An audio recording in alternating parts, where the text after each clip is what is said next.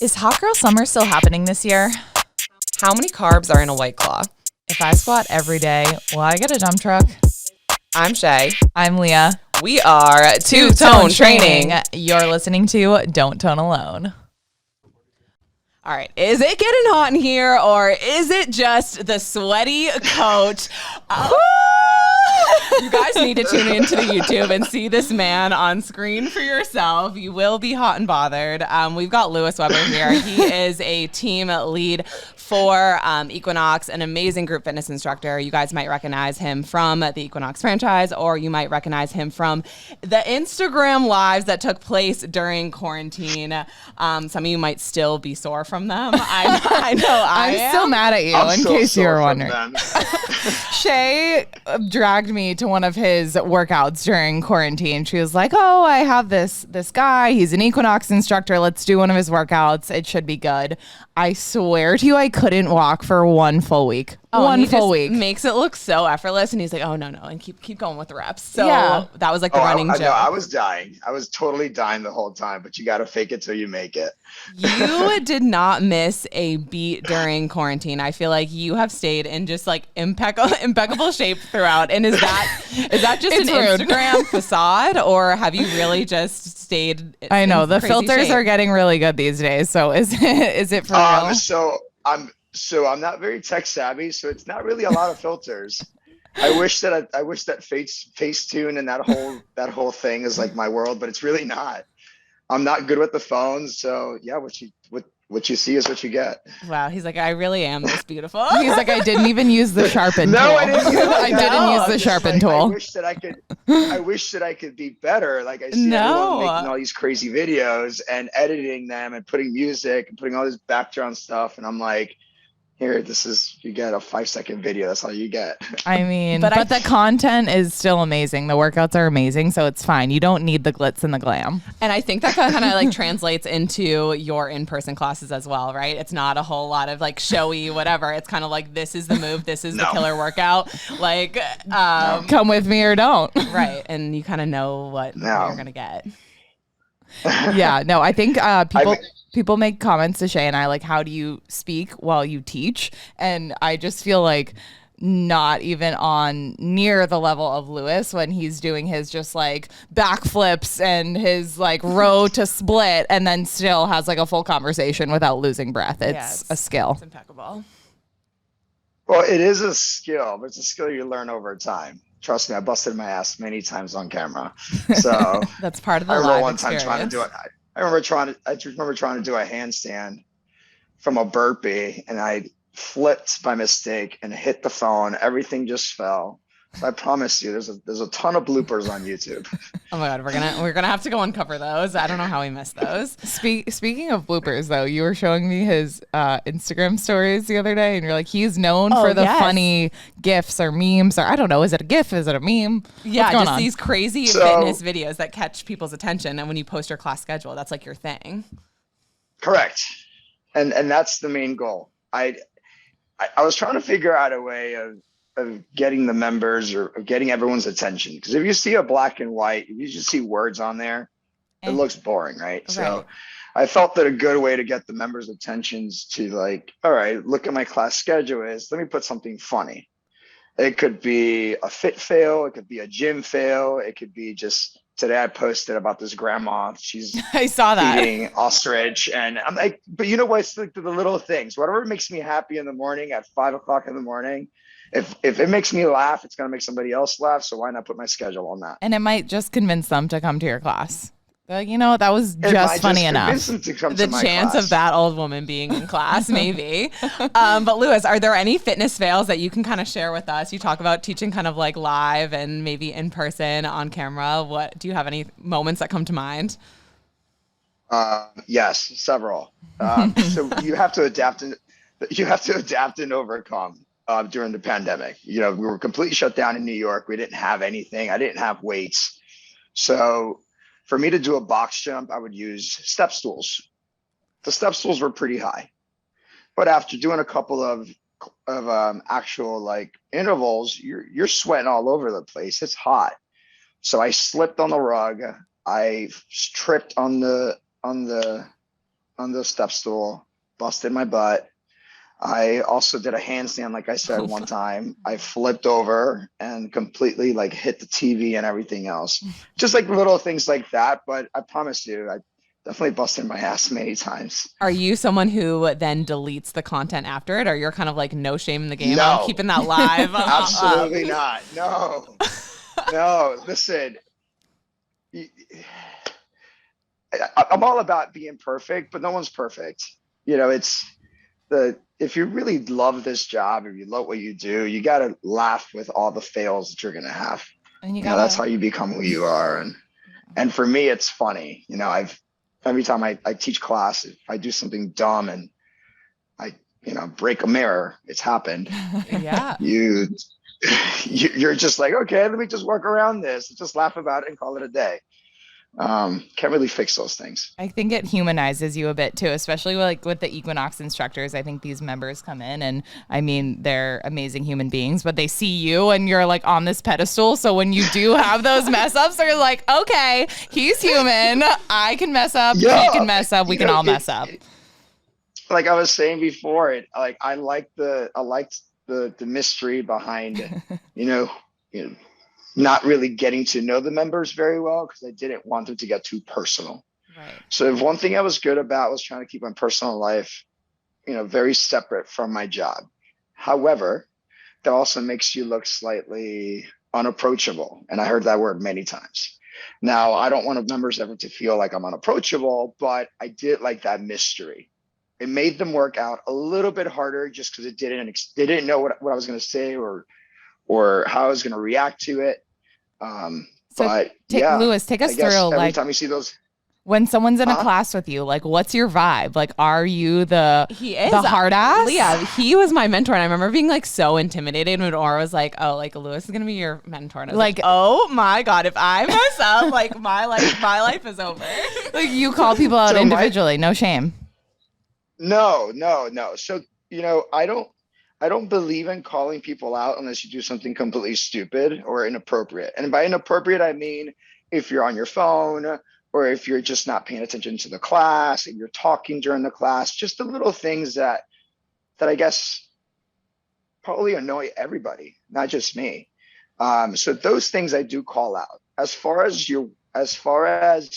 let's say if I see you do a deadlift incorrectly or if you're not lifting enough, those are not things to call out a member on. I just go up to them and try to help them out or, kind of give them that one-on-one so they don't feel so like out of the loop.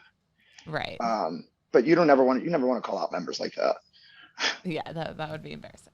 Yeah. Do not want to be attacked, especially by Lewis. Yeah, no, thank you. But but like you said, it's hard enough for you to go in there and take a class. If you have an instructor that's slightly intimidating, but maybe that's the reason why you're taking their class, you don't want to scare them away. So if, by me going ahead and probably calling them out on the microphone, I'm not doing them any favors. Yeah. Probably just going to cause them for them not to ever come back. Right. No, it's the broad statements. And it's like, if the shoe fits, like, hey, class, if you think you can lift a little bit heavier, lift a little bit heavier. And then someone's like, shoot. Yeah. Shoot. Yeah. You never know why someone's taking your class. You just never know. In my head, I want to tell myself that everyone comes to take your class because they want to be fit or they want to get a good workout in. But someone could just have, they probably just had a bad day. They lost a significant other or they lost a loved one and they just want to space out and get away. They might not really want to lift heavy or go as fast as everybody else. They just want to space out. So you can call those people out, and make their day even worse when they just came to your class to make their day better, a little bit better, Preach. And Lewis, so I love how you referred to yourself that's as... a lesson. Oh, sorry, go ahead. And that's a lesson I learned a long time ago, because you're a young instructor, you're a brat, you're not very there. And I remember I got called out for that, just pretty much saying that I was a little too aggressive or too hard. And a member was just there because they lost a loved one. So it's just, I guess it's one of those learning points of life that you're just like, okay, I got to change this. Yeah, I think that's a lesson that we can learn in all aspects of life. You never know what someone else is going through, And with that being said, Yeah. Lewis, I know you talked about kind of being the mystery man, and I'm so happy that this is your first podcast and we really get to kind of know you on a personal level. Obviously, we know you, but for those of you who don't, I know that through the pandemic, you kind of went through a big transition. You were living in New York. You, along with a million other fitness instructors, fitness professionals, really had to kind of adapt to the time. And those of you who did the Instagram lives, you saw Lewis kind of like, what was it, a studio apartment doing Lowe's box jumps in front of your bed with your dog. You were living with your significant other at the time. And now look at you, like new apartment, like tanner than ever, buffer than ever. Walk us through kind of, I guess, the shutdown in New York and kind of that, well, what's happened since? It's heartbreaking. New York was, it's come back, but at the time you're going through all these different changes, not you, but you're watching it on the news. You can't see anybody. The city comes to life at 7 p.m. because we go outside and we just, we hit pans and we clap, and it's the only time that you really get to experience other people if you're not going to the supermarket. So yeah, it was very rough. And at the time you were a group fitness manager, right? I was a manager, correct. And my schedule was insane, but I loved the human interaction. If like I said to you, if I take you on as someone that I want to train or I want to sculpt, is because I really do enjoy one-on-one. I love teaching others on listen, this is what your positive outlook should be, what your goals should be, like learning how to interact with other people, learning what your pros on. Because I can tell you, hey, Leah, I want you to be just like me, but that might not be your forte. You have to find your energy, right? So having that every single day, and then one day saying, you're done, like shut down completely. You have 60, 70 instructors under you, messaging you, emailing you, what's going on? When are we going to reopen? Do you think I'm going to get my job back? It was hard. It was very hard. I did call all the instructors for Brookfield Place, at least for my gym. And I tried to be there for them as much as I could. But it was hard. I don't know. I guess I'm taken back at times with how I was able to figure that out. I didn't know, like I said, I didn't know a lot about Instagram or doing live videos or, live videos, everyone's watching you. So I went from being this guy that I didn't want my life to be too out there to now I'm shooting a video for my own home. Where you're seeing my dog, where you're seeing my furniture, where you're seeing where I live. And I didn't know how to handle that. Fully exposed. And wait, before this, so you had like I feel like you did have an Instagram following from, I'm sure, like mostly like members and stuff following you, kind of like the Equinox clout. But then I'm sure you saw those numbers kind of go up when you started doing those lives. They tripled and quadrupled. Wow. I started, one of my friends, one of my Equinox friends was just like, hey, listen, why don't you have such a great platform? Why don't you just do these videos on live? Other instructors started to pick up on it and saying, all right, well, this works for you. How are you doing it? And I wasn't even charging for it. I was just doing live videos. It gave me a purpose. It gave me a schedule. And I started guiding other instructors on how to do that. And then the way that it branched out, I would tag the instructors on my stories saying, hey guys, these are some instructors that you can, go on their Instagrams. They're also doing live workouts. And next thing you know, I'm getting members from Canada, Vancouver, Mexico, California, Europe. It's still to this day insane, because I still get messages from a lot of these members, and not even members that were current Equinox members, but members that were members 5 years ago, 7 years ago that I had no idea still followed me or followed other instructors that followed me. So that was pretty cool. I got to say, as far as the instructors, the ones that I was really close to, we helped each other out. You've heard of Orr, of Jaron, Yeah, some of our faves. John Cianca. It's there's a lot of the instructors we went on these live classes, and it gave us a purpose. It made things a little bit better for us, because going from having a very strict schedule, five, six, 7 classes in a day, rushing, catching the 1, catching the 2, catching the 5, and just going all over the city, to just now, what's your purpose?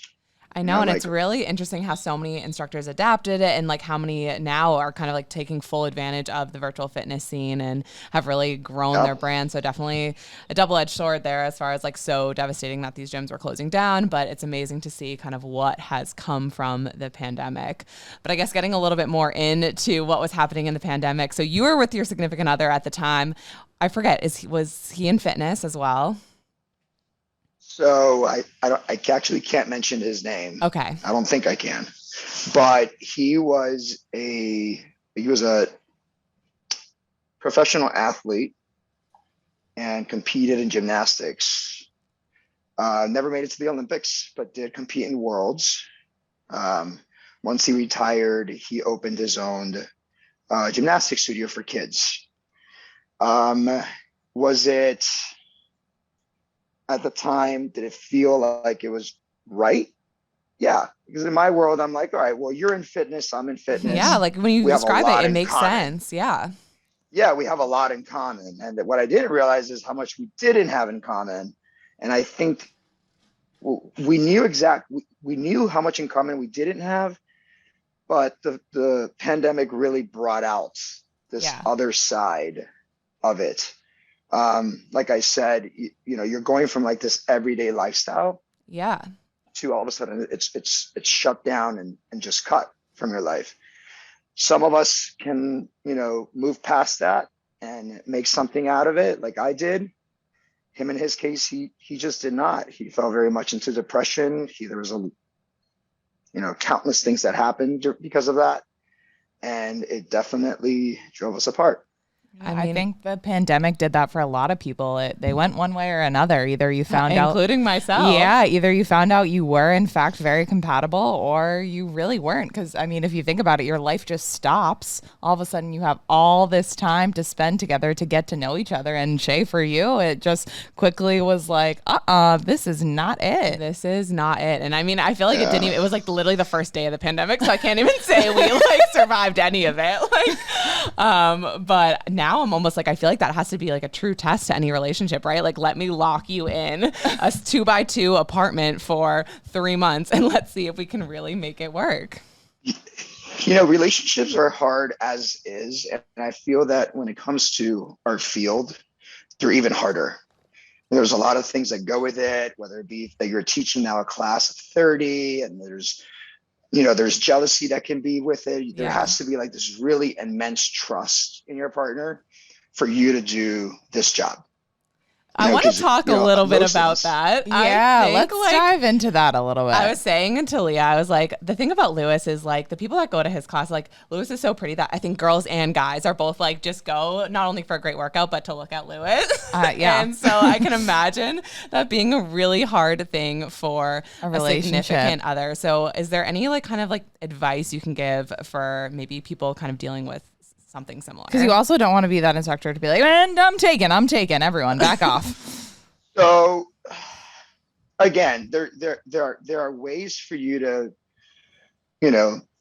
I guess, talk to members without you being flirtatious or over the top. You could totally give someone kudos or say that they look fantastic or they did a great job without necessarily feeling like they're about to get your number. Right. So like I said before, with I tried to keep my life very private.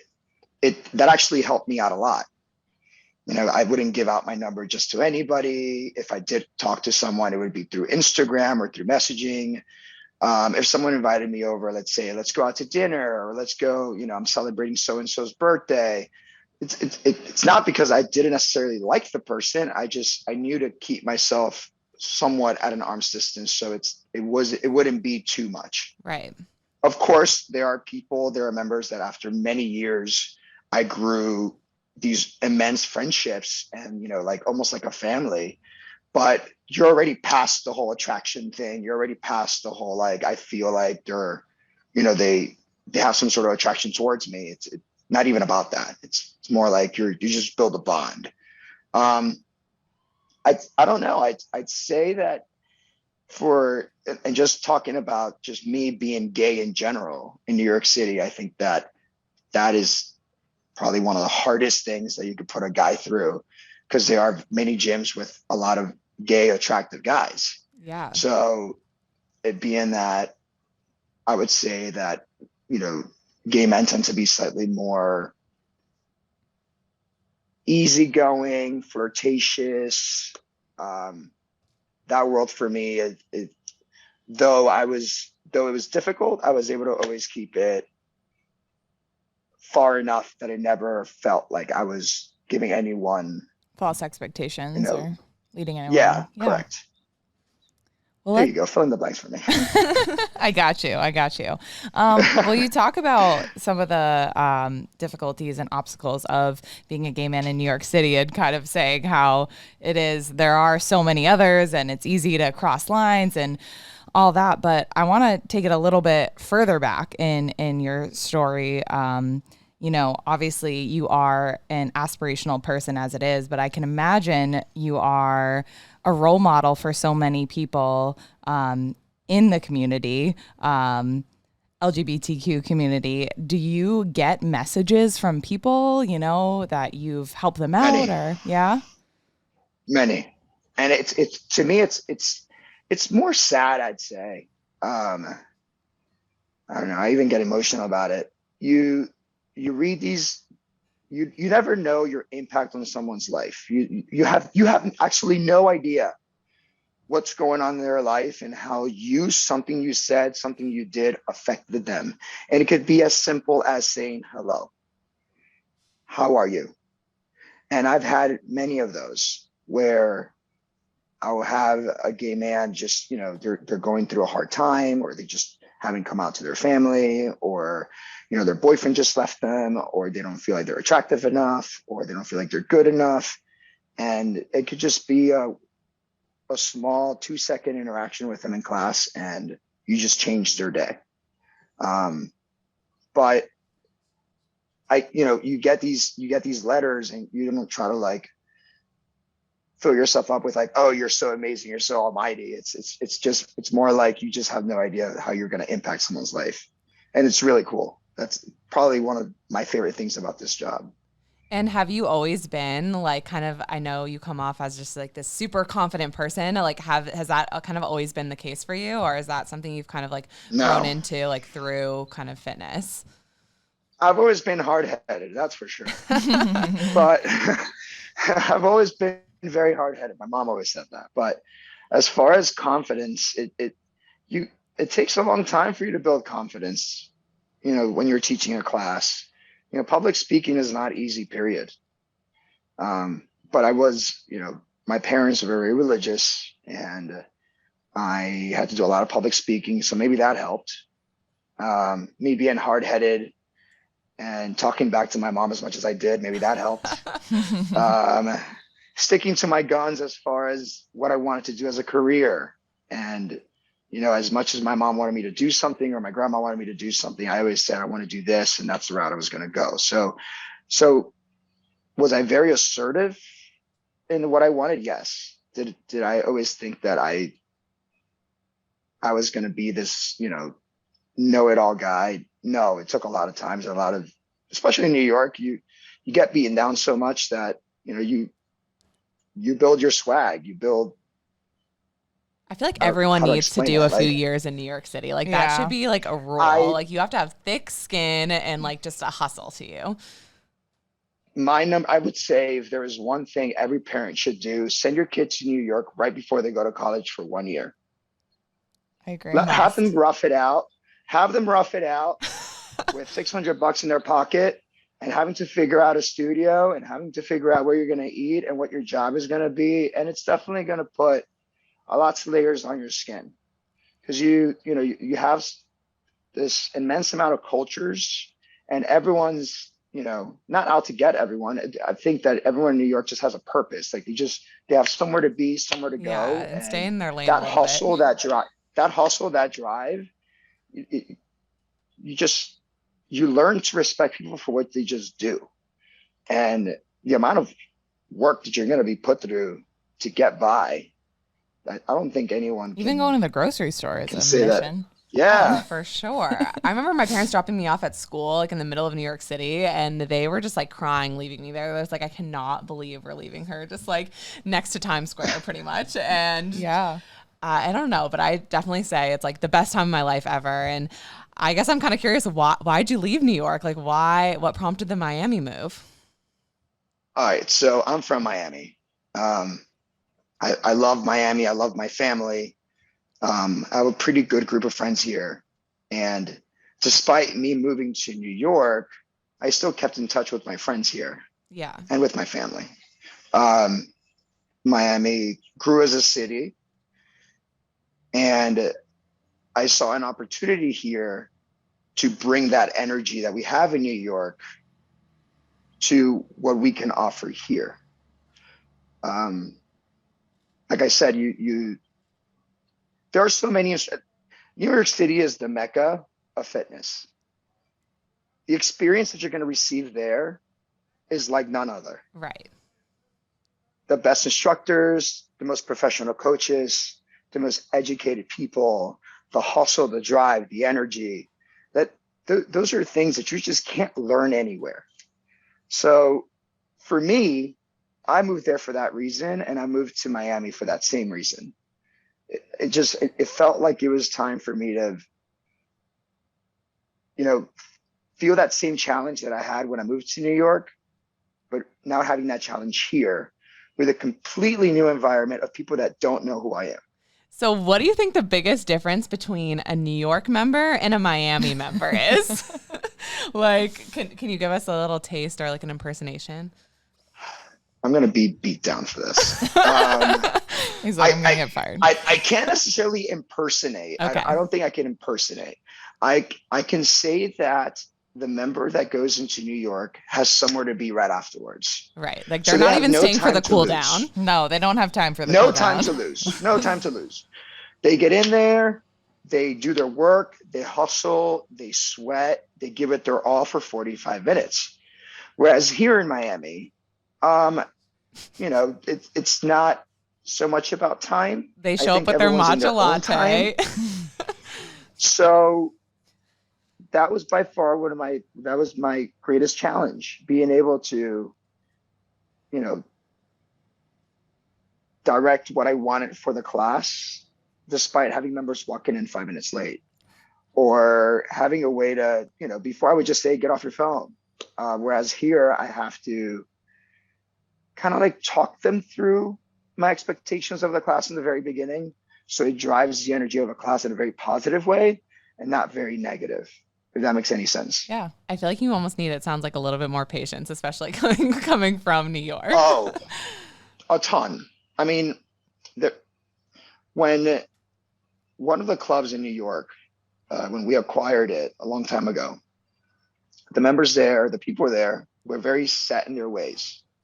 You're going from an old company now to it turning into Equinox, and Equinox has a very specific way of doing things, right? So it's not that we don't care about our members. Of course we care about our members. Their number, like we care about everything that they want. But not always does that mean that everything that you want, you get. Obviously there needs to be a balance to that. I showed up to this class, and it was supposed to be a 45-minute class, but it really was a minute 15. And I was taking over an instructor that was extremely well known, extremely popular. And they put me in there because they really thought that I could handle this and handle these members. Yeah. And if there was one of the times that I could be that I was almost close to crying, Oh, that was probably it. what happened? They tore me down in every way that I could be tore down. And like you said, that confidence that you thought you had, Yeah. all of a sudden just goes out the door. You're like, oh wow, I just completely lost control of this class, and I'm about to just lose my shit. I've had that moment several times here in Miami. where I'm about to cry because you're so passionate about your job and you just Yeah. love what you do so well. And these people have no idea who you are. So it's not like I can be that, hey guys, I'm from New York. I've been here for 10 years and look at my Instagram and look at my following. That's not how you go into a class. So I actually would go into the class and just say, hey guys, my name is Lewis. I moved to New York. Wouldn't really even talk about my Instagram or anything like that. And slowly but surely, the members started talking and going through your stuff. And they're like, wait, why didn't you say this before? I'm like, because I kind of didn't want to. I wanted that challenge. I wanted to feel beat down and, having to like learn this whole new side of me. So you've almost Sorry, like did I answer the rebranded question, or- yourself, and no, it does. And I think now, Leah, we got to go to Miami and take a class. Well, yeah, I think, you got to do a year It's- in New York, and then you got to move to Miami to learn the patience piece. Yeah, it's life here is just very chill. It's very chill. I have a hard time sometimes just sitting around and doing nothing, but it's kind of cool. Your stress factor, the amount of stress that I had in New York, I definitely don't have that here. I find myself that I have a little bit more time to do the things that I really love, like running. I love to run. Working out. I do spend a little bit more time working out, so maybe that's why my tan's a little better. Hey. So when it comes to those things, Miami's really awesome. And wait, and I also have from Instagram have seen you got a new boo. Spill the tea. Yeah, he's not so new.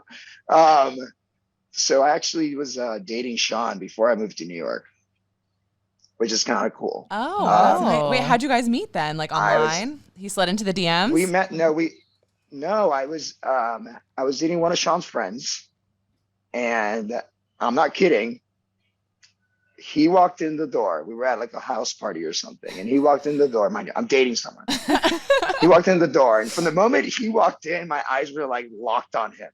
I was like, "Wow, this guy's hot." And your date was like, Excuse me. over here. Yeah, no, I don't think he even noticed. But in my head, I was like, "What the heck is going on?" Eventually, I broke up with my ex, and then I started dating Sean. We dated for a very short amount of time. One of the things that I did say to him was I wanted to move to New York. He was very supportive. He was like, "Yeah, babe, whatever you got to do, like go do it."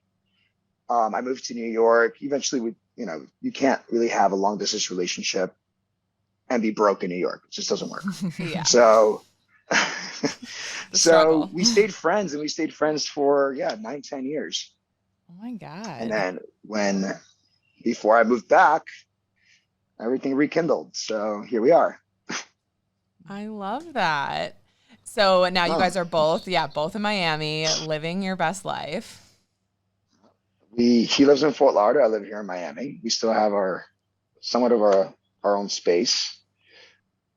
We just turned a year, May 31st. No, May 30th. Congrats. So that's kind of cool. Yeah.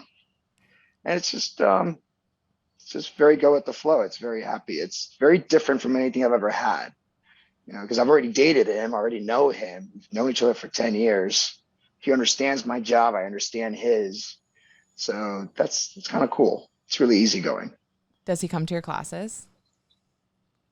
I would beg for you to do a shout out and be like, Sean, you have to take his class.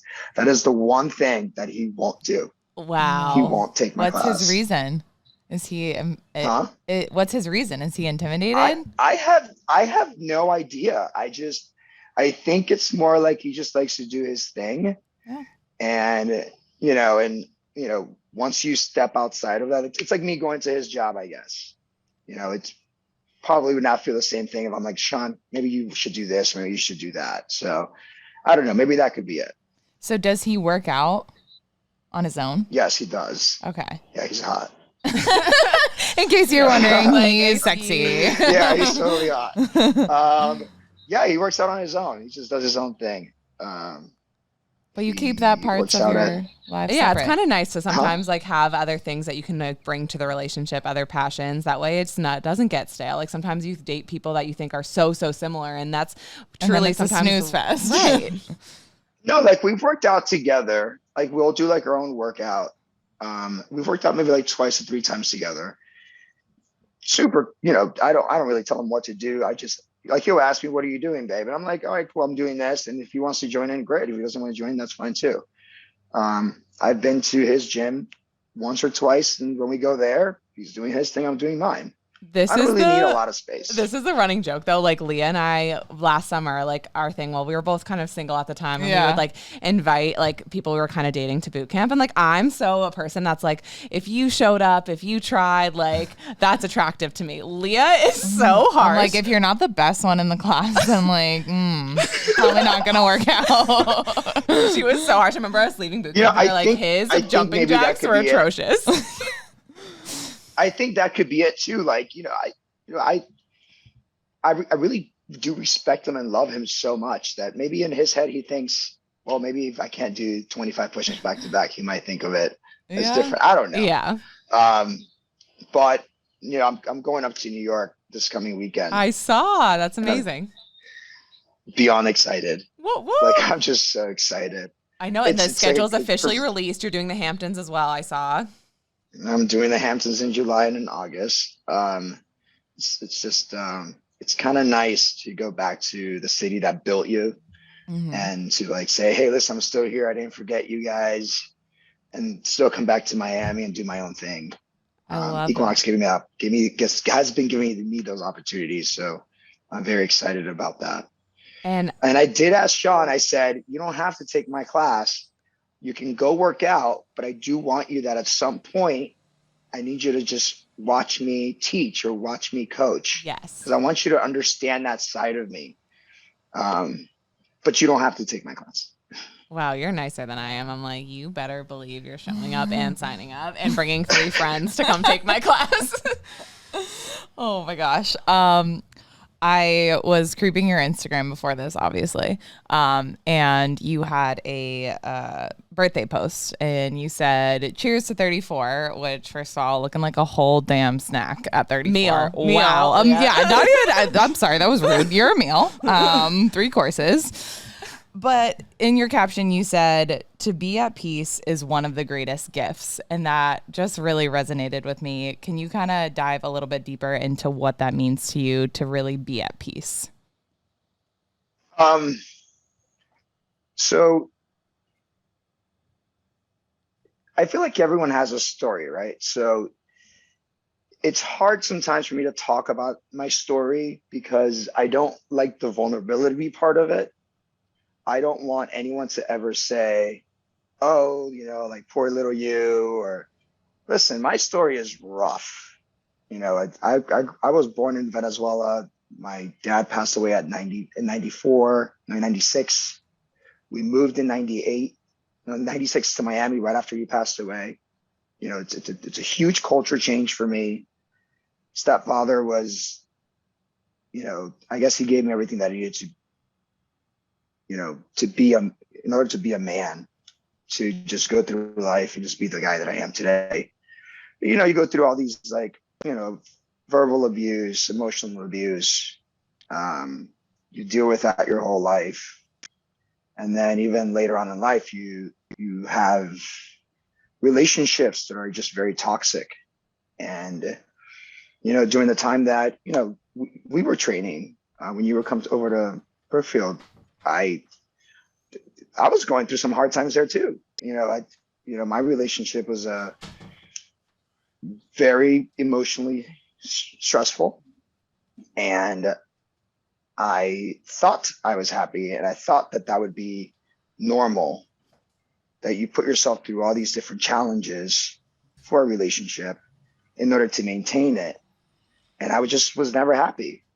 I was never happy with the way that I was, because I feel that I'm a very truth person. I try to not be a hypocrite. I try to just live my truth. So for me to just, teach a class and have all this baggage in the background, to me, it felt fake. So for me to live my truth is to currently now be in a relationship that not only is exactly what I want it to be. Of course, we have our challenges, but I feel good because I don't have to be anybody else. As far as my job, there's I've built 9, 10 years of an amazing career with Equinox, and I'm at a place now that I truly love every aspect of it. For me to come back to Miami, it's like my life just did a complete 180, where, I'm sorry, not 180, 360, because I legit went what I wanted to do in New York and came back, and I'm bringing this lifestyle. And, to have, like you said, you have a beautiful apartment, you have all these beautiful things. I'm going to do my job to be rich. That's never been the goal, but to be in a place that you are at least comfortable after the pandemic, it's kind of great. It's really awesome. So your relationship, your job, your career, you feel at peace. You feel like you are where you need to be, who you need to be surrounded by. Is that right? Yep. It's a beautiful That's thing. correct. It's a beautiful thing. I know. And I think hopefully this podcast, I think there's so many things that people can take away from this, but I think just kind of like going after what you want, maybe letting go of some of the things that have been weighing you down, the things that you've been thinking about, I think hopefully they come to fruition, taking small steps at a time. It's not an overnight thing. Like you said, it's taken you years to kind of get to where you are today. And in an amazing place. I think if there's one thing to take from everything, and this is what I like to teach other people, is your challenges make you who you are. It's not the challenges that should be affecting you. It's how you got through them, and how are you going to get better, or how can you use those challenges to better someone else's life. I went to school to help people. I really truly do enjoy helping people, and when someone can. When you can bring out the good in them, for you to bring that energy, that vibe, that, I always tell the instructors, I always say, you have to figure out who you are in order for you to teach it. And once you really know who you are, and you are the boss of your life, it's just, you help so many people along the way, not in just this job, but in anything, in any aspect of your life.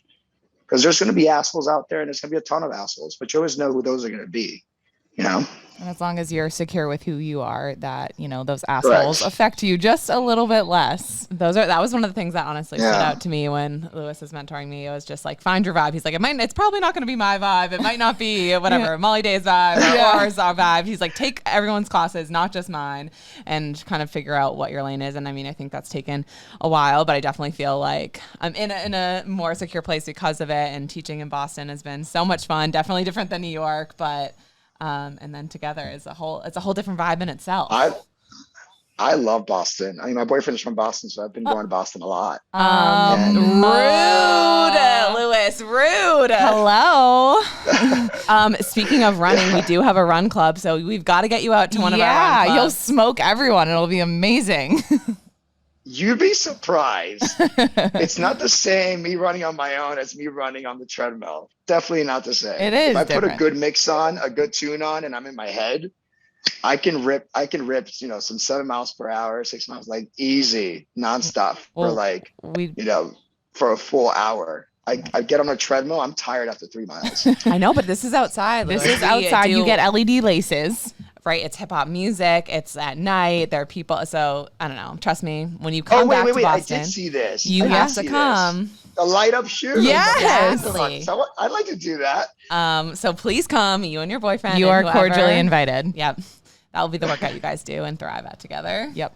But before we say goodbye, this has been truly amazing. We do have a little game for you. Of course. So Let's do it. for those of you who have not creeped him yet, please, the Sweaty Coach, or is it just Sweaty Coach? No, the Sweaty Coach. Sweaty Coach. So go creep No him. space. Go look at, now you've heard he is a beautiful person to listen to, but he's also a beautiful person to look at. So this segment is called Abs or Fads. So there's a lot out there. We know the internet is a crazy place these days. What's true? What's a fad? And these are just strictly based on your opinion. Yeah.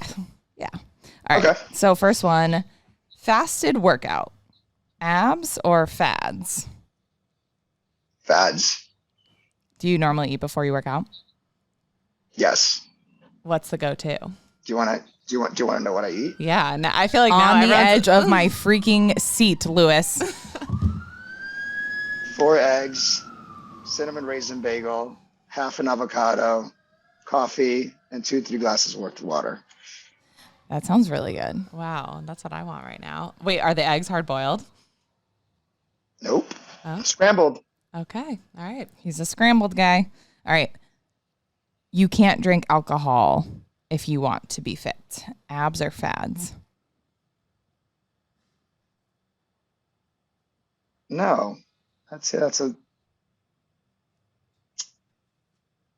everything in moderation, Mhm. I'd say. I like that. I drink. I enjoy drinking. I'm not gonna go out to a wedding and say I'm not gonna eat that, or I'm not gonna drink that, or no, put that away. Take away from the moment. Listen, if we're gonna go through these questions, I'm gonna say I'm not a big diet guy. I believe in a lifestyle. Mm-hmm. So when it comes down to me and my habits, obviously they're very healthy, but I really don't believe in anything that's out there right now that's called a diet, quote unquote. Agreed. All right. CrossFit. Abs or fat? I saw that you're getting back Abs. into that. Yeah.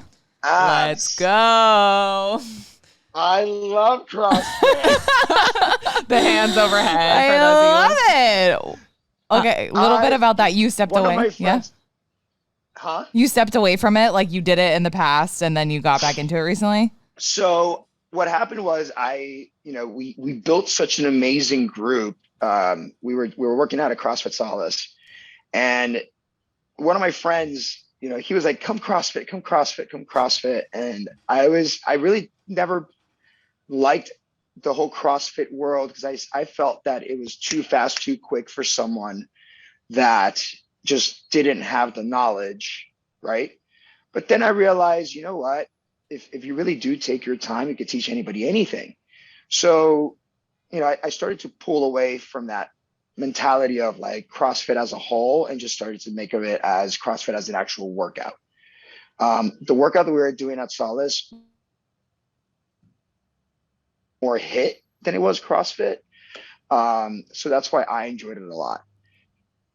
For instructors, if you know your kinesiology, if you know your anatomy, if you can just point out when you're doing a deadlift incorrectly, or if you're doing something just period incorrectly, then CrossFit is amazing because you work around your injuries, you work around everything that you're not technically able to do, you still have an amazing workout. For me, it was just challenging. It was cool to have people there that can lift as much as me, that can do more than me, and it pushed me to do more.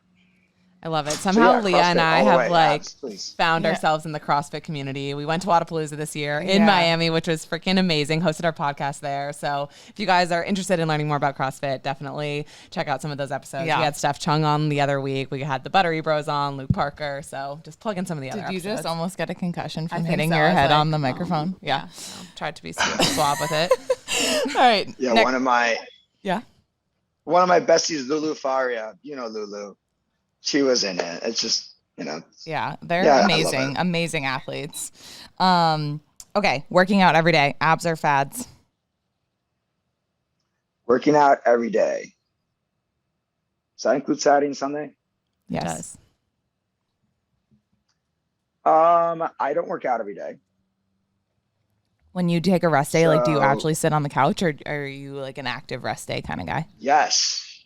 So my boyfriend and I have a joke. His favorite day of the week is Friday. My favorite day of the week is Sunday. Sunday is always Sunday fun day. And I enjoy going out, drinking, bar hopping, and I definitely don't work out. His favorite day is definitely Friday, but he works out on Friday. So I do take 1-2 days a week where I don't work out or do anything. But then I beat myself up on Monday and do a little bit more than I should be. So Back at it again. that might make up for it. Yeah. Yeah. I love it. All right. And then the last one, Leah, which one do you want to do for the last one? All right. 80-20 rule. I know you touched on it a little bit, like when it comes to not saying no to certain things, but do you abide by that like 80-20 rule? I try to. Like I said, it's everything's about moderation, right? Like we all know the things that affect your life that you shouldn't be doing. We all know the meals, the food that you shouldn't be having every single day. Am I going to go to the movies and not enjoy popcorn or not have some chips? Yeah, like I'm going to go enjoy my time there. I'm going to enjoy the movie. I'm going to enjoy my popcorn. When you think of our surroundings, if we tell our body, no, you can't have that, that's equally as bad as you putting yourself through a diet. You know, it's just as bad. You're depriving your body of something that it really, really wants. So why not have that candy at 2 p.m. when you slightly crave it? Doesn't mean you're gonna have the whole bag of candy. All right, and I guess one more question. What kind of candy? I have follow-ups. Okay, so I have several, but my favorite is jelly beans. Oh, he's a jelly bean guy. Karen. I know our mom loves jelly beans. We always make that joke on the Yeah. podcast. So We're I like, we have to always ration have- them for her. So I always have jelly beans in a martini glass on my coffee table, and it's just like a thing that I have. And it's, you know, I just grab a couple here and there, and it just takes away that sweet tooth. Perfect. And then what's one more? You said I have several. I need at least one more from you. Whenever I crave chocolate, I actually have a spoonful of Nutella. Oh, love me some Nutella. Now I'm But hungry. if you Yeah, ever look on at that Nutella note. as a whole, if you ever look at Nutella as a whole and what it like I've seen pictures of like how much sugar it has per jar, and I'm like, Oh, yeah. okay, I maybe Yeah. shouldn't be having that, but Hey, it's not. All about balance. Yeah. You gotta have a little spice. Yes. In it. I think a little Nutella, a handful of jelly beans, whatever it is. Lewis, thank you so much for catching up with us. You owe us a trip to Boston, and we're gonna come to Miami. But before we close out this podcast, Lewis, please plug yourself. Where can people find you? So as far as my workouts or as far as my IG? Everything. If people want to All right, stalk so you, my Instagram is Sweaty Coach. If you look up on YouTube, Sweaty Coach, you'll actually find a lot of my workouts during the pandemic. They're still recorded on there. And at Equinox, you'll find me at Brickell Heights, Coral Gables, and South Beach. hey, With that being said, you can tone from home, you can tone from your phone. but all we ask is that you don't tone alone. Bye, guys.